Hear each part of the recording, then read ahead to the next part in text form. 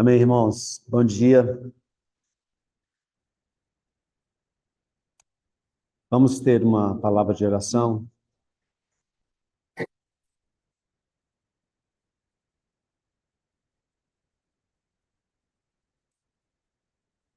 Senhor, nós te louvamos, nós te rendemos graças nesta manhã. Te agradecemos, Senhor, por esse primeiro momento, quando nós estivemos ao redor da tua mesa, nos lembrando da tua morte, Senhor, da expiação pelos nossos pecados, do teu penoso trabalho, Senhor, para nos reconciliar com Deus. Nós te louvamos e nós te rendemos graças por isso, Senhor. Senhor, nós nos entregamos esse segundo momento nas tuas mãos. Senhor, e pedimos a tua graça, a tua misericórdia. Senhor, sobre o que fala, sobre os que ouvem. Senhor, nós nos colocamos nas tuas mãos.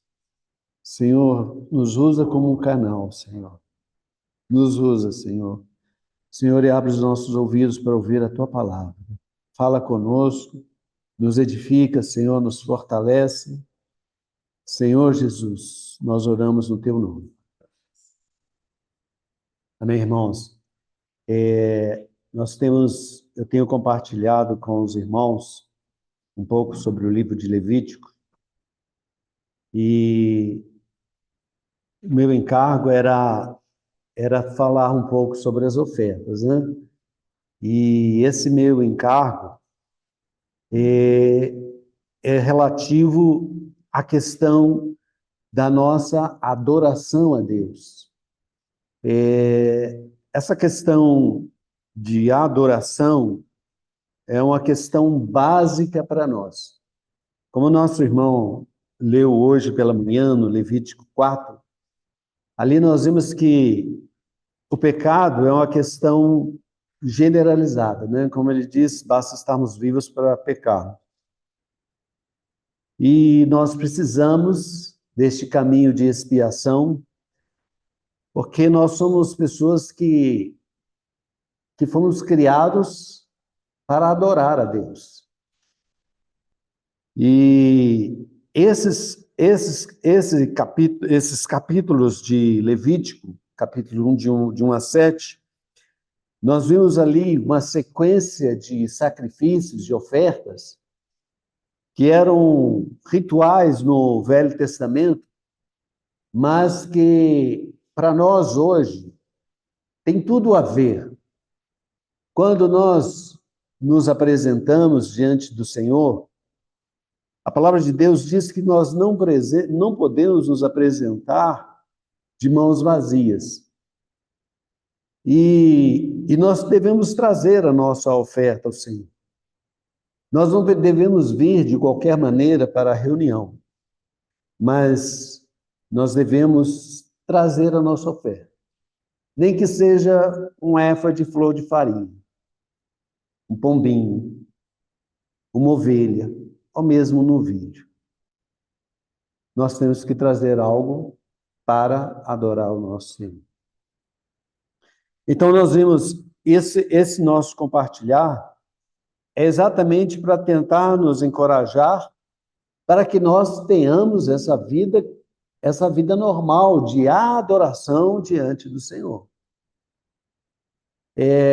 Nós devemos, durante a semana, ter um trabalho diante do Senhor, ter um cultivo diante do Senhor.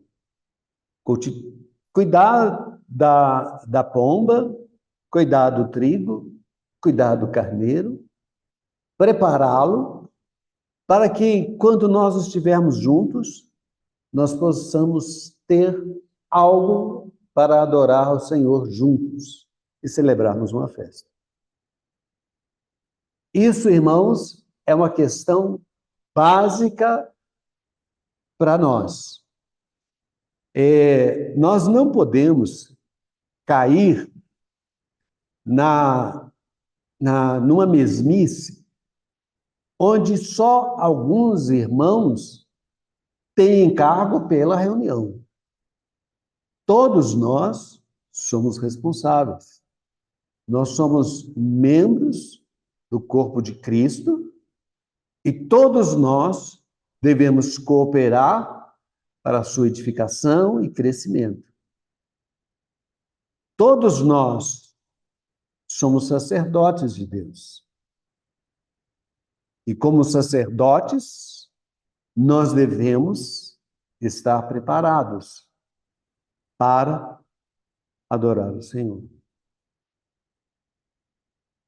Essa questão de adoração é uma questão elementar, básica para a raça humana. Hoje nós vamos compartilhar sobre o capítulo 16 de Levítico. Os irmãos, às vezes, vão ter um pouco de paciência comigo. Nós vamos ver mais Levítico. Mas eu acredito, tranquilamente, que os nossos irmãos da igreja, quando a igreja estava se iniciando os seus primeiros dias, eles tinham uma impressão profunda a respeito dessas coisas que nós temos compartilhado. E quando eles viram Jesus, eles perceberam que ele era o Cordeiro de Deus, que tira o pecado do mundo. E nas cartas, mesmo nos evangelhos, nós vemos isso de uma maneira bem forte. Que o nosso Senhor Jesus, ele veio para dar a sua vida em resgate por muitos. Nós vimos, então, as 5 primeiras ofertas, que são as ofertas básicas. Essas ofertas, elas começam com o holocausto, depois a oferta de manjares, depois a oferta pacífica, depois a oferta pelo pecado, depois a oferta pela cura. E nós vemos que isso tem tudo a ver conosco. Hoje nós vamos... Essas ofertas faziam parte do culto do povo de Israel, ali do templo. Já no capítulo 16 de Levítico, nós vamos ver sobre a expiação. A expiação era o principal dia do calendário judaico. Ele acontecia no 10º dia do 7º mês, ali em Jerusalém. Esse 7º mês, na verdade, era o mês de Tis, que era o primeiro mês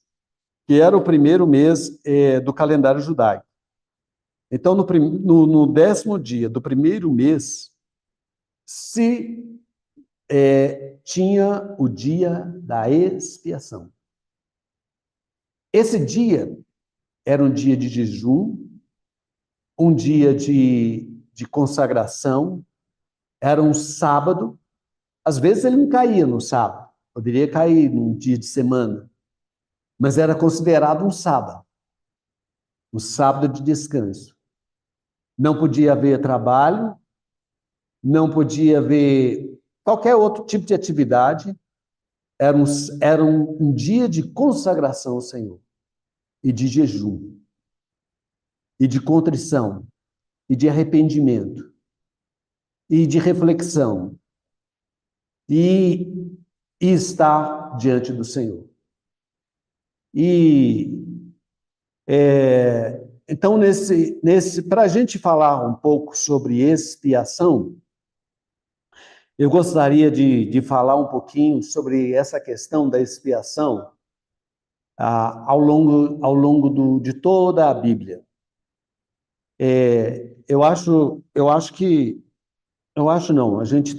A gente sabe que a Bíblia, ele é um livro que traz a palavra de Deus, é a palavra de Deus, mas também é um livro de história.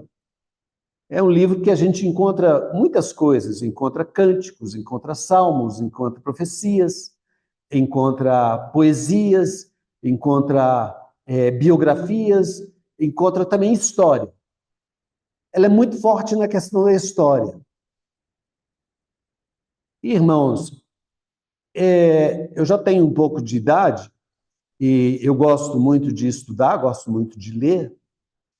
Para minha, para minha referência, o principal livro que fala sobre a história da civilização humana se chama Bíblia. Para mim, é um referencial básico. As pessoas, às vezes, têm dificuldade de, de, de entender, de aceitar, porque, às vezes, a Bíblia tem umas histórias meio violentas. Uma vez, um irmão virou para mim e perguntou assim: você acredita mesmo na Arca de Noé? Eu tive que falar: acredito. E eu acredito na Arca de Noé. Nós vamos falar um pouquinho dela hoje. Você acredita na Torre de Babel? Acredito. Você acredita em Adão e Eva? Eu acredito. E eu acredito porque essas coisas não estão distantes de mim. Essas coisas estão bem próximas de mim. Não tem como não acreditar. Então, a base da nossa fé é a palavra de Deus. E é uma base forte, bem fundamentada, bem alicerçada, e que nós encorajamos todas as pessoas a ler a Bíblia, estudar a Bíblia e buscar a revelação de Deus para a sua vida. Essa questão Então, nós vamos ver hoje, nós vamos gastar um pouquinho de tempo para descrever a questão dos sacrifícios e expiação no Velho Testamento.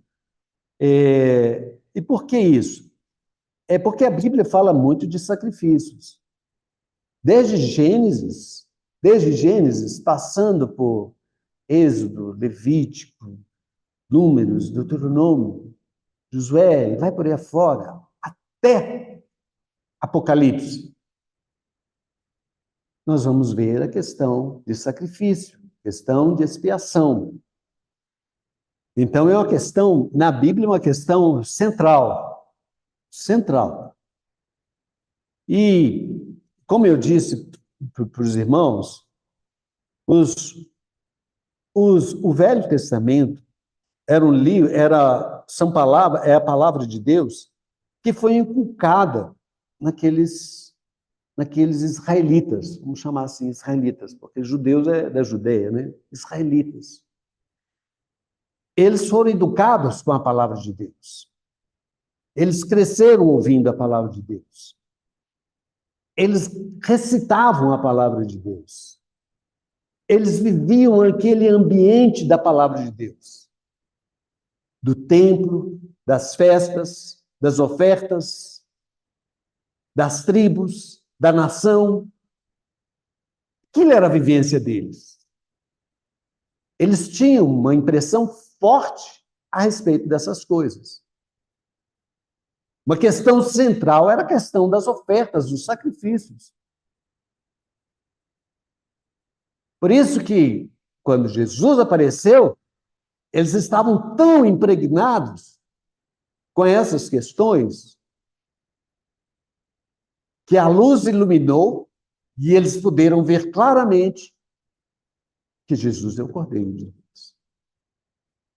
E quando ele morreu na cruz, eles puderam entender que Jesus era o sacrifício de expiação perfeito, eterno, que eles esperavam, que eles aguardavam. Eles ouviram e foram preparados para este momento. E eles receberam este momento. Quantos irmãos e irmãs ali, com Maria, com José, aguardavam a esperança de Israel, o Messias. Então, essa questão do sacrifício diz respeito à questão central do Novo Testamento, da Bíblia toda, que é a cruz do Senhor. Os sacrifícios eram sinais proféticos. Eles eram sinais proféticos, todas aquelas ofertas, todos aqueles sacrifícios, todos aqueles holocaustos, eram profecias, eram a preparação para o que estava para vir, para uma nova dispensação.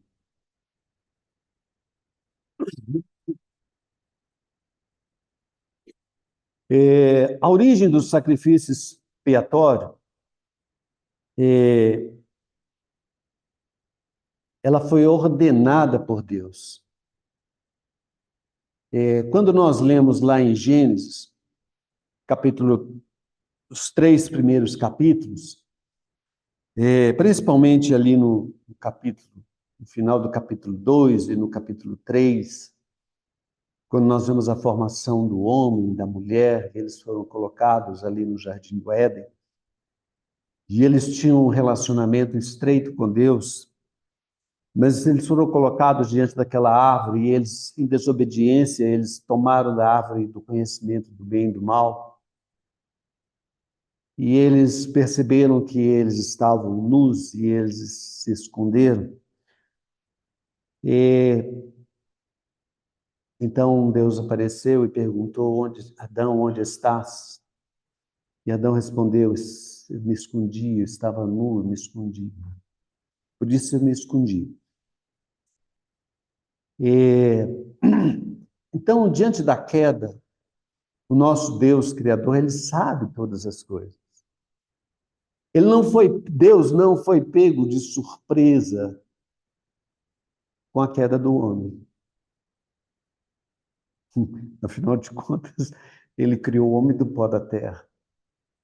E Jó fala, né, que nós somos barro e que o barro está sujeito a fraquezas. E Deus sabia o que ele tinha criado. Era a imagem e semelhança de Deus. Ele tinha um elemento de Deus, mas ainda assim era barro. Estava sujeito a fraquezas, né? Fragilidades. Estava sujeito a cair. Deus já preparou um caminho. Então Deus não foi pego de surpresa, irmão. Isso os escritores do Novo Testamento estavam claros. Vamos ler alguns versículos? Vou começar a ler um versículo lá de Apocalipse.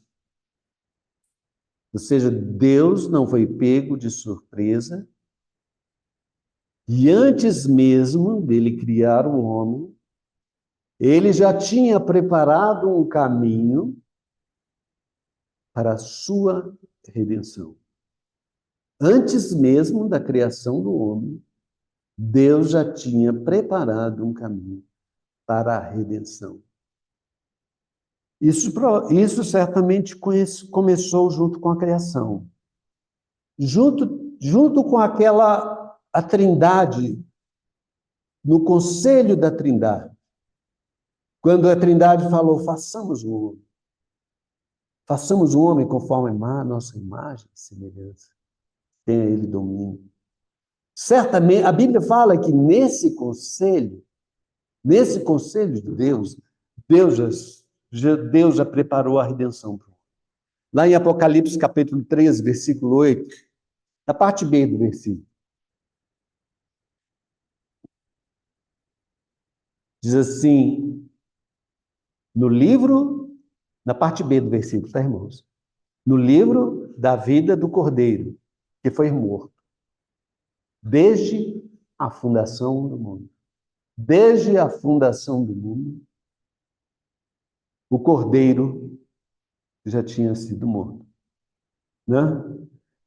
A gente pode até lembrar de Isaías, capítulo 6.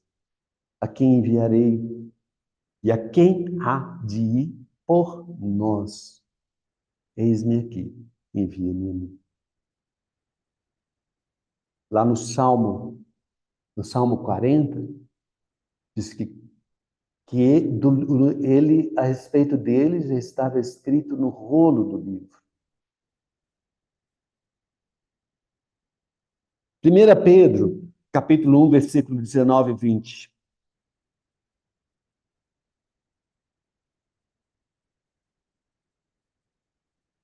Diz assim, que nós não fomos resgatados com ouro ou prata, mas com o precioso sangue de Cristo, como de um cordeiro imaculado e incontaminado. Um cordeiro imaculado e incontaminado, o qual, na verdade, em outro tempo foi conhecido, antes da fundação do mundo, mas manifestado, ele se encarnou há 2000 anos atrás, nesses últimos tempos, por amor de vós. Um cordeiro, isso é importante, irmãos, um cordeiro imaculado e incontaminado. Tito, capítulo 1, versículo 2. Então, nós vemos que João falou, Pedro falou, agora Paulo está falando. Tito, capítulo 1, versículo 2. Em esperança da vida eterna, a qual Deus não pode mentir, prometeu antes dos tempos dos séculos. Tem alguma tradução diferente da minha, irmãos? Tem? Lê para nós, por favor, Sônia. 2, o Tito 1, 2. Capítulo 1, versículo 2.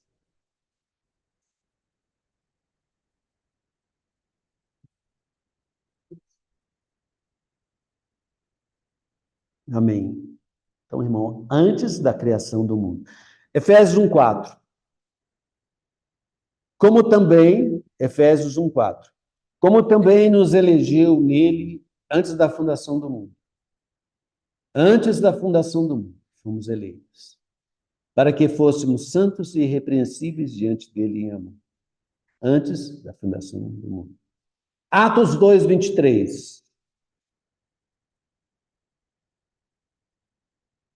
Aqui é Pedro. Atos 2, 23. A este que vos foi entregue pelo determinado conselho. Olha só que interessante. Foi entregue pelo determinado conselho e presciência. Conselho e presciência, saber prévio de Deus.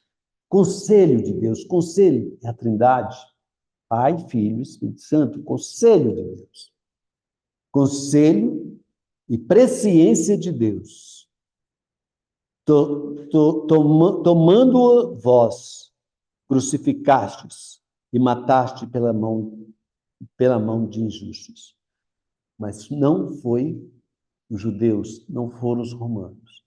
Foi o conselho e presciência de Deus que designou todas essas coisas. Bom, então, irmãos, a origem do sacrifício ela é celestial.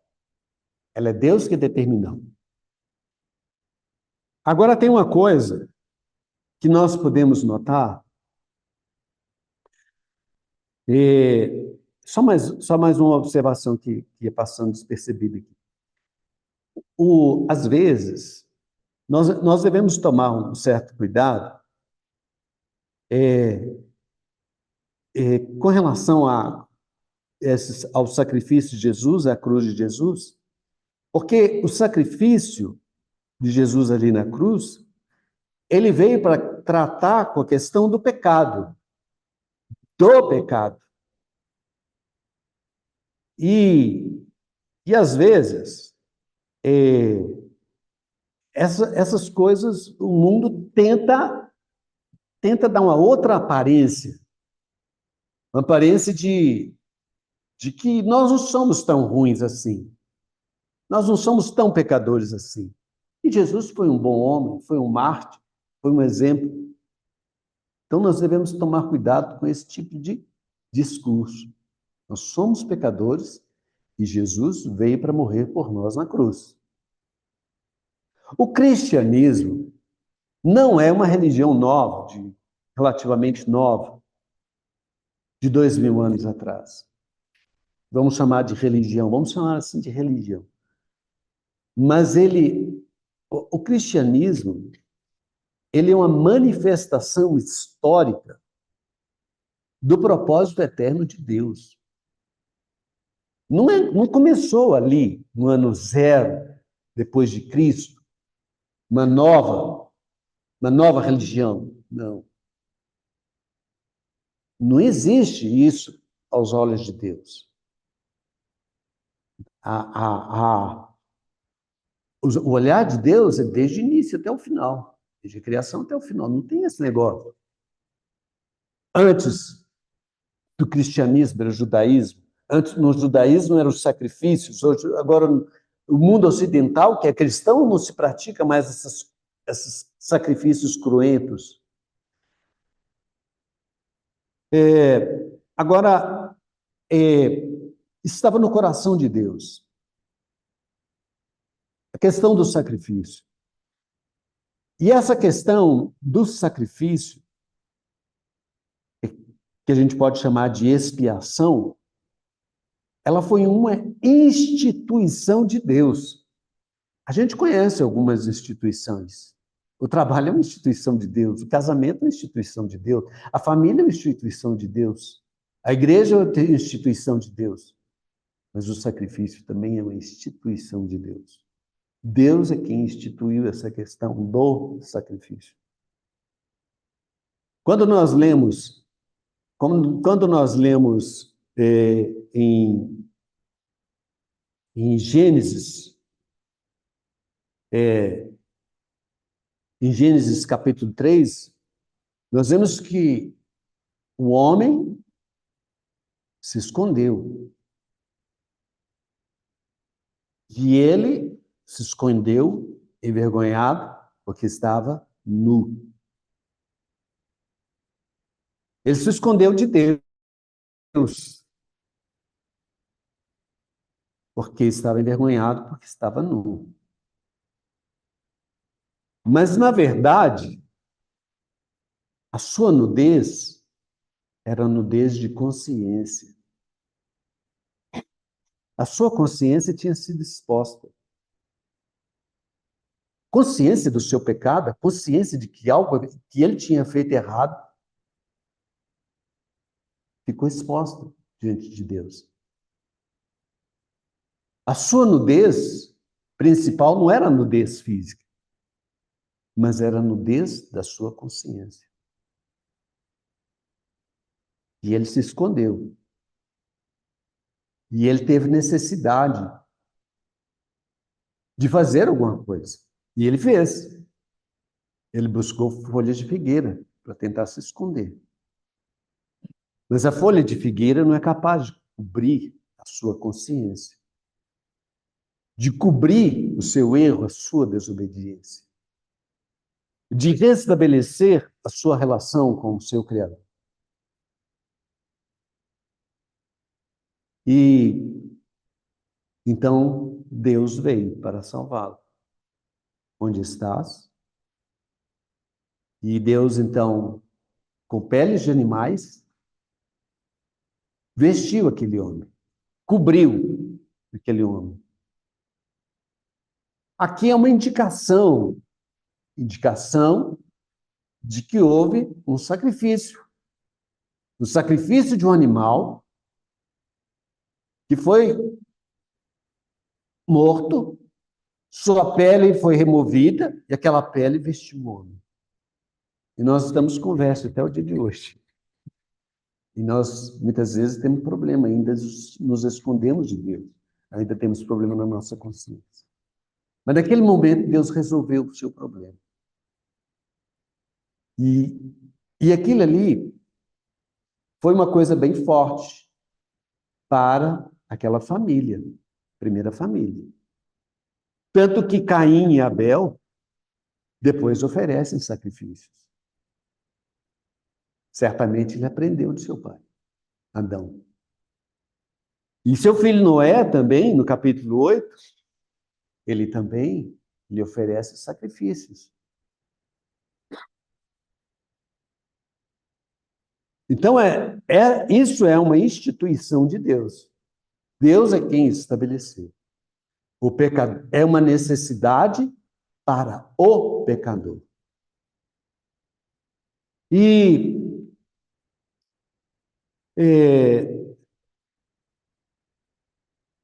irmãos, e se nós formos, como eu falei com os irmãos no início, para mim, a Bíblia é um livro de história. Se eu quero conhecer um pouco da civilização humana na Terra, eu tenho que ler a Bíblia. E a Bíblia fala que depois do dilúvio, depois de Noé, os 3 filhos de Noé, eles se espalharam eles desceram ali na Turquia, no Monte de Ararat, acima do Iraque, ali perto da Armênia, na Ásia. A Arca de Noé pousou ali. Pousou ali lá no Iraque, lá em cima, lá na Armênia, lá na Turquia. E eles desceram e se estabeleceram ali na Mesopotâmia, aonde é o Iraque hoje, entre o rio Eufrates e o rio Tigre. A primeira civilização pós-diluviana que nós temos notícia são os sumérios. E os sumérios eles são um povo bastante desenvolvido. Mas eles tinham o seu templo e tinham os sacrifícios. Tinha o sacerdote. Era uma coisa forte entre eles. E ali da Mesopotâmia, eles desceram para o Oriente Médio e chegaram até o Egito. E já no Egito, eles também tinham sacrifícios. Tinha expiação. Entre os cananeus, ali no Oriente Médio, já tinha também. Também tinha sacrifício de expiação. Começou lá de Adão, passando por Abel, indo Noé, os filhos de Noé, e pela raça humana se estabeleceu essa questão de sacrifícios. Mas a coisa começou a se corromper. O homem começou a se corromper. Ele foi se corrompendo. Se corrompeu ali, se começou a corromper lá no pecado de Adão, se corrompeu mais no homicídio de Caim, se corrompeu mais no dilúvio, se corrompeu mais ali na Torre de Babel, quando eles foram espalhados pela terra. Mas aquela raiz, aquela noção de sacrifício ainda ficou. E nós podemos notar que todos os povos, em toda a terra, em toda a época, há templos e sacrifícios. Se você, hoje a arqueologia é uma ciência bem desenvolvida, então a gente vai ver forte, não somente ali na Palestina, mas também no Egito, na Mesopotâmia, na Grécia, na Europa, na Ásia, China, Índia, tudo a gente vê de uma maneira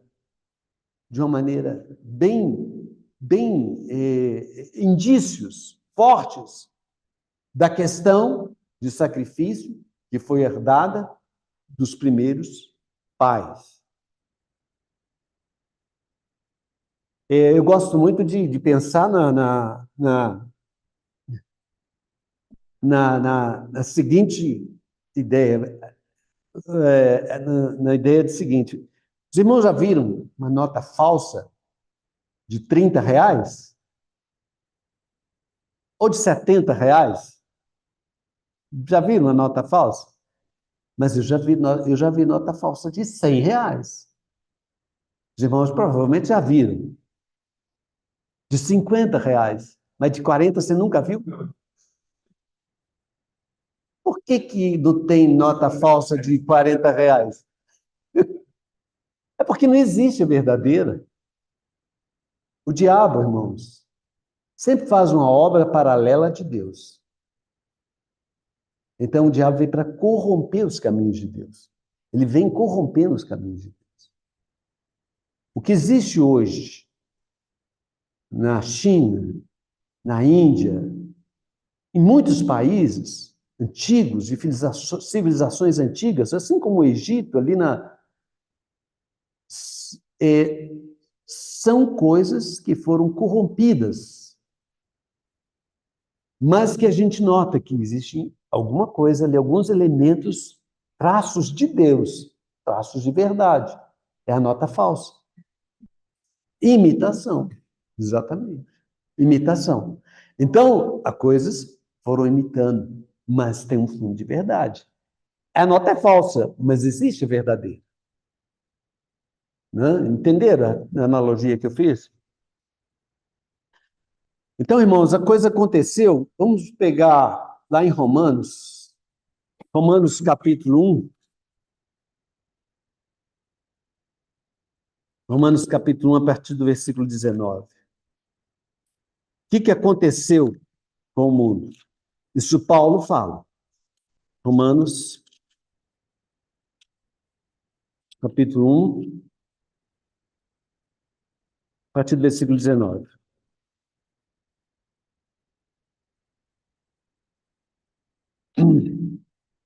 Porquanto que de Deus se pode conhecer é manifesto entre eles. Que de Deus se pode conhecer é manifesto entre eles. É manifesto entre eles. Lembra, irmãos, que Paulo está lá lá na Grécia, ali em Corinto, lá no Aerópago, em Atenas. Ele estava ali e ele viu ali um monte de culto, um monte de ídolos, né? E tinha um altar ao Deus desconhecido. Então, Paulo, percebendo essa atmosfera de adoração, porque o que se pode conhecer de Deus é manifesto entre eles. É manifesto entre eles. Eles têm uma noção básica. Porque Deus lhes manifestou, porque os atributos invisíveis de Deus, assim o seu eterno poder, como também a sua própria divindade, claramente se reconhece.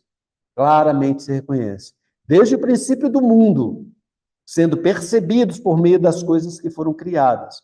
Tais homens são, por isso, indesculpáveis. Porquanto, tendo conhecimento de Deus, não glorificaram como Deus, nem lhe deram graças, antes se tornaram nulos em seus próprios raciocínios, obscurecendo-lhes o coração insensato.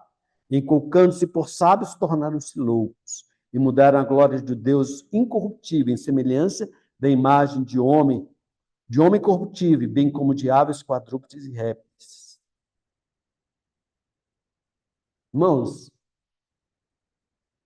a adoração, básica, a questão básica é adoração e expiação. Esses dois elementos são os elementos que constituem a questão da expiação. No capítulo 16 de Levítico, nós vemos duas questões básicas: oferta pelo pecado e holocausto. Oferta pelo pecado é expiação. Holocausto é adoração. Os homens têm conhecimento de Deus, percebem que estão distante de Deus, percebem que Deus está irado, se escondem e tentam fazer alguma coisa. E não vai pelo caminho de Deus. Aí eles começam, por causa da sua cegueira, sua distância, promovem idolatria e corrupção moral. Aí eles fazem deuses para si. As estrelas dos céus, a lua, o sol, as árvores, até árvores. Eles gostavam de adorar sobre árvores frondosas. Lugares altos, faziam postes, faziam um curralzinho, faziam um poste e adoravam ali naquele lugar. Pela arqueologia, você vê tudo isso no mundo inteiro. São indícios de que o homem tinha conhecimento, mas ele foi se corrompendo, foi distanciando de Deus, se tornou louco, cego, idólatra e se corrompeu. Esse é o processo que diz aqui em Romanos. Ele se corrompeu. Mas ele tinha noção de que existia um Deus criador e que a esse Deus era devida a adoração. Quando nós viemos a nossa comunhão a cada domingo pela manhã, nosso sentimento diante de Deus é de nos prostrar, diante da divindade, diante do Criador, diante do Deus poderoso. A adoração. Mas, da mesma maneira que Adão percebeu a sua imundície e não podia se aproximar de Deus, e Deus estava irado, nós carecemos de expiação. Nós carecemos de oferta pelo pecado. Então, esses dois elementos são básicos. Uma para apaziguar a ira de Deus, outra para adorar a Deus. Esses dois elementos são básicos no desenvolvimento dessa cultura corrompida humana. Eles percebem que precisam apaziguar Deus através do derramamento de sangue de uma vítima inocente para poder adorar a Deus. Isso é uma coisa que diz respeito a nós, como seres humanos. Essa é a nossa história. Então, apesar de ser uma questão instituída por Deus, mas foi corrompida pelo homem. Mas Deus restaurou essa questão. Quando de Ur dos Caldeus chamou Abraão. Abraão vivia ali em Ur dos Caldeus, que era na Mesopotâmia, que era Suméria. Era Suméria. Ele vivia ali na Suméria, numa cidade da Suméria chamada Ur. Ele subiu até Arã, depois desceu até ali Canaã. E ele foi tirado dos ídolos. E Deus, através desse homem, fez uma nação, o povo de Israel.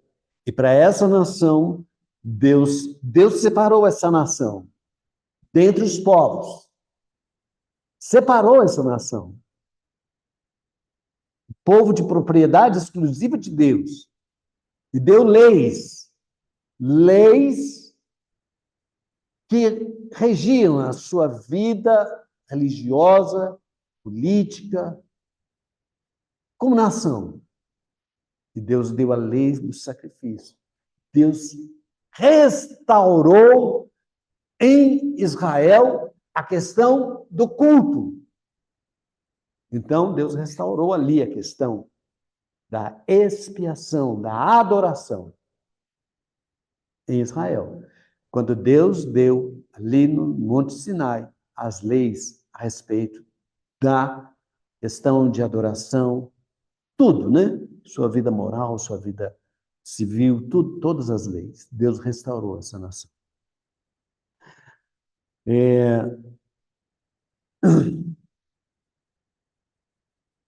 Irmãos, mas uma coisa que... Deixa eu ver as horas aqui.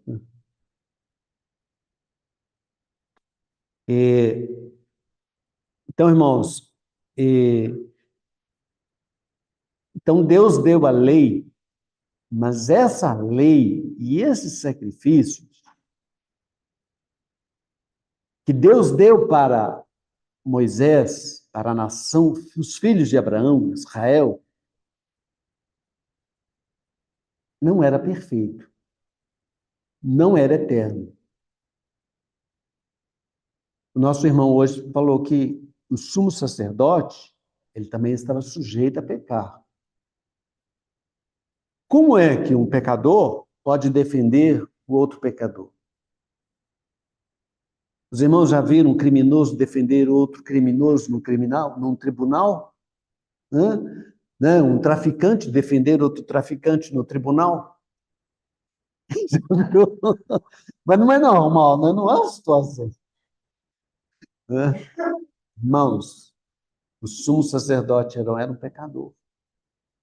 Para ele entrar diante de Deus, ele tinha que oferecer sacrifícios por ele.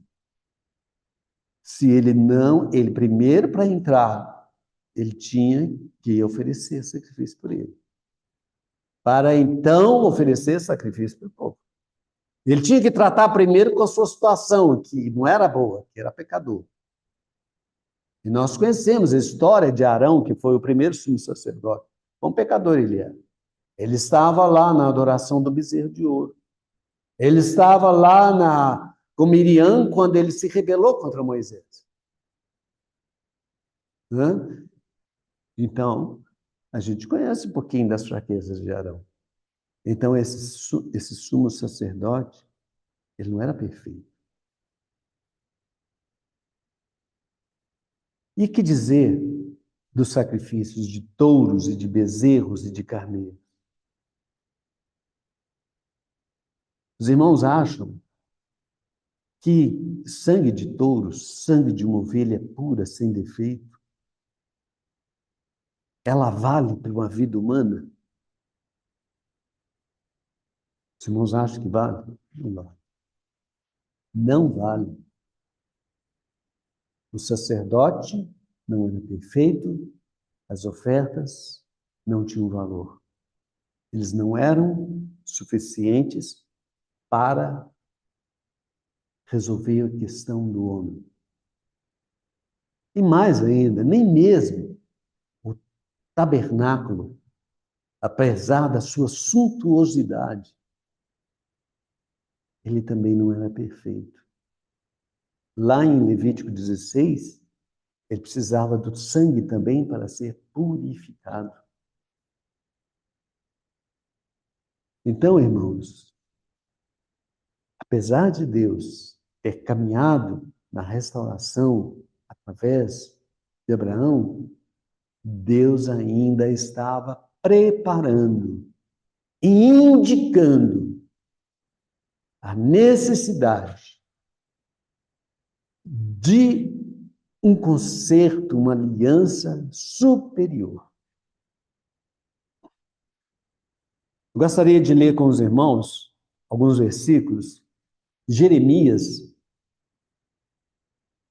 ele viveu na época da invasão da Babilônia, ali no quinto, sexto século antes de Cristo, e que Jerusalém foi destruída, o templo foi destruído, e ele viveu intensamente esse período.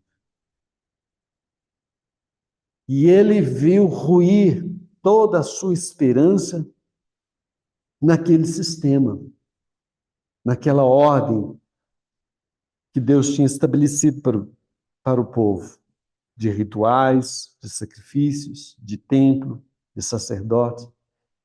Vamos ver algumas, alguns versículos da experiência de Jeremias.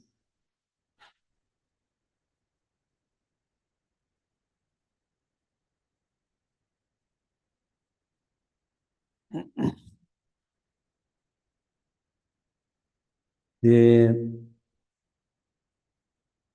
Jeremias 17:1.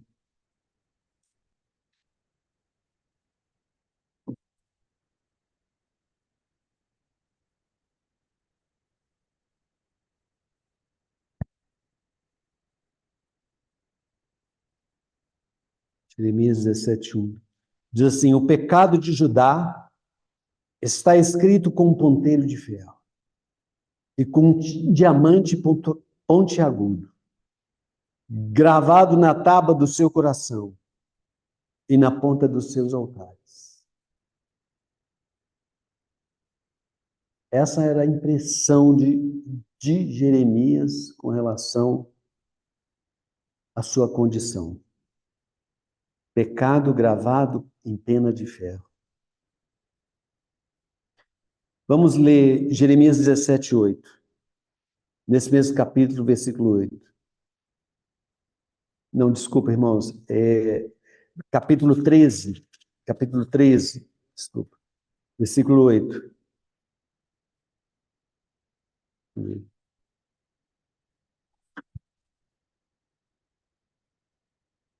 Me perdi aqui. É quando fala.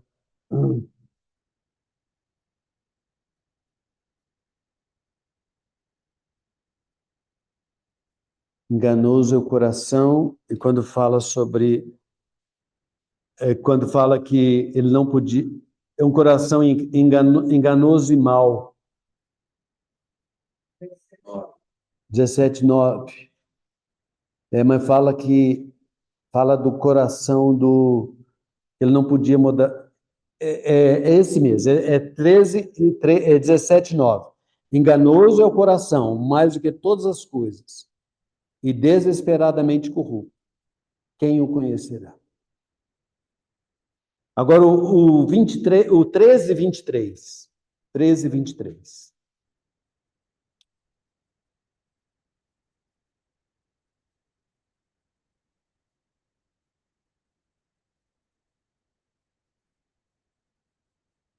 Pode acaso o etíope mudar a sua pele? Ou o leopardo as suas manchas? Então poderíeis fazer o bem, estando acostumado. Então poderíeis fazer o bem, estando acostumados a fazer o mal.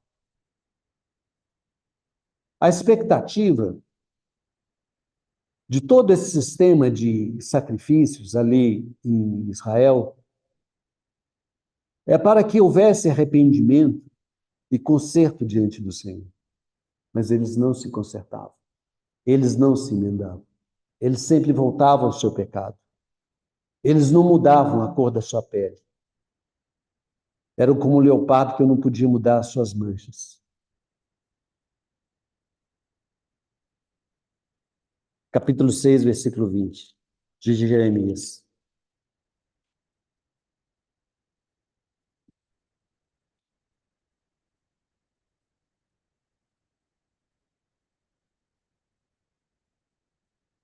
Para que, pois, me venha o incenso de Sabá, incenso aromático, que era queimado ali no tabernáculo, no templo? Para que, pois, me venha o incenso de Sabá e a melhor cana aromática de terras longínquas? Os vossos holocaustos não me são aprazíveis, e os vossos sacrifícios não me agradam.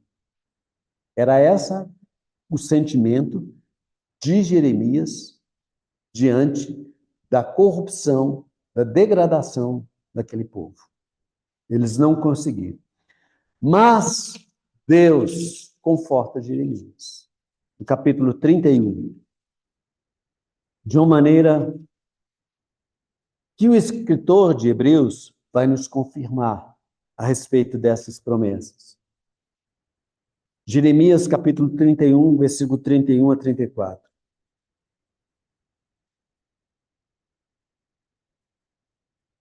Jeremias podia estar naquela situação de degradação, de destruição, de corrupção, de tristeza.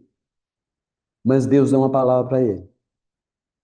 Eis aí vem dias, diz o Senhor, em que firmarei nova aliança com a casa de Israel e com a casa de Judá.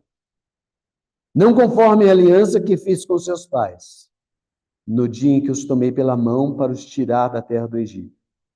Porquanto eles anularam a minha aliança, não obstante eu os haver desposado, diz o Senhor. Porque essa é a aliança que firmarei com a casa de Israel, depois daqueles dias, diz o Senhor. Na mente lhes imprimirei as minhas leis, também no coração lhes escreverei. E eu serei o seu Deus, e eles serão o meu povo. Não ensinará jamais cada um ao seu próximo, nem cada um ao seu irmão, dizendo, conhece o Senhor. Porque todos me conhecerão, desde o menor até o maior deles, diz o Senhor. Pois perdoarei as suas iniquidades, e dos seus pecados jamais me lembrarei. Irmãos, essa era a esperança do israelita sincero. Ele percebia que o seu templo, que o seu sacerdote, que os seus sacrifícios não podiam mudar a sua vida. Não podiam trazer um relacionamento de amizade com o seu Deus. Porque eles falhavam. Eles falhavam por causa do seu pecado. E quando nós lemos a carta aos Hebreus, nós percebemos, escrita por um judeu, um judeu sincero, honesto, nós percebemos que essa nova aliança veio na pessoa de Jesus. Ele é o sacerdote sem pecado, que se encarnou e, como homem, podia se apresentar diante de Deus, homem de carne e osso feito do barro, representando as fraquezas do homem. E também era Deus, é o nosso mediador.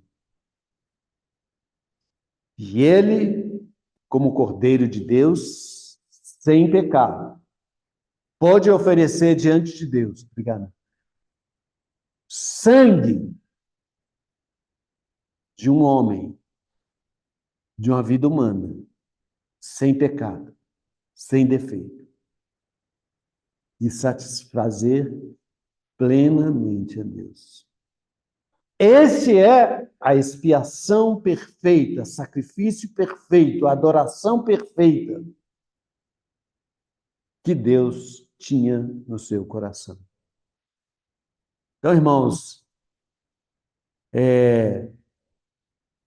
e essa morte do Senhor Jesus, esse sumo sacerdote, com esse sangue do Cordeiro sem defeito, é suficiente para nos aproximar de Deus. Aquele sangue de touros e de bodes não era suficiente. O tabernáculo estava fechado. O sumo sacerdote não podia entrar. Agora, com Jesus, o Cordeiro de Deus, apresentando o seu sangue, esse novo e vivo caminho foi aberto. Nós temos acesso direto ao Pai. E nós somos convidados a nos achegar. E mais, irmãos, a eficácia do sacrifício de Jesus, essa expiação, o Senhor Jesus ofereceu-se a si mesmo pelo Espírito eterno. Esse Espírito eterno saiu da esfera do tempo. Ele não está mais preso ao tempo. Ele é passado, ele é do presente, ele é do futuro. Esse sangue de Jesus, que foi oferecido pelo Espírito eterno, ele tem eficácia no dia de hoje para nós, 2000 anos atrás. Ele é eficaz para nós. Nós não precisamos nos envergonhar dos nossos pecados passados, porque Jesus tratou com eles. Nós não precisamos temer nos aproximar de Deus, porque Jesus é o nosso sumo sacerdote. E também esse sacrifício é eficaz para os santos do Velho Testamento. Para Noé, para Enoque, para Elias, para Abraão, para Jacó, para todos os santos. Esse sangue é eficaz. Ele é perfeito, ele é eterno, ele abrange tudo. Vamos parar por aqui, porque eu não consegui entrar no capítulo 16 de Levítico. Na próxima reunião eu vou tentar entrar no capítulo 16 de Levítico, mas eu precisava de dar esse retrospecto sobre a expiação. Questão de expiação e adoração. E desse sacrifício perfeito que é Jesus. O seu sangue que é superior, suficiente, que satisfez plenamente a justiça de Deus. Por isso nós somos justificados, como nós cantamos, salvo sou, justificado fui, glorificado serei. Então a nossa esperança é essa, porque nós temos um firme fundamento na palavra de Deus, né? Vamos orar e agradecer ao Senhor. Senhor, nós te louvamos, nós te rendemos graças nesta manhã pela tua palavra. Nós te louvamos, te rendemos graças por Jesus, que é o nosso sumo sacerdote, que é o Cordeiro de Deus sem pecado, que derramou sangue precioso, que apresentou diante do Pai, que nos reconciliou com Deus. Hoje nós temos paz com Deus e nós temos uma viva esperança de que reinaremos com o Senhor e estaremos com o Senhor. Nós te louvamos e te rendemos graças por essa manhã. Nos leva para casa, Senhor, em paz e segurança. E nos possamos levar a bênção para os nossos familiares, para quem está nas nossas casas. Senhor, nos guarda no resto dessa semana, Senhor Jesus. Nos livra de todo o mal. Nós oramos no nome de Jesus. Amém.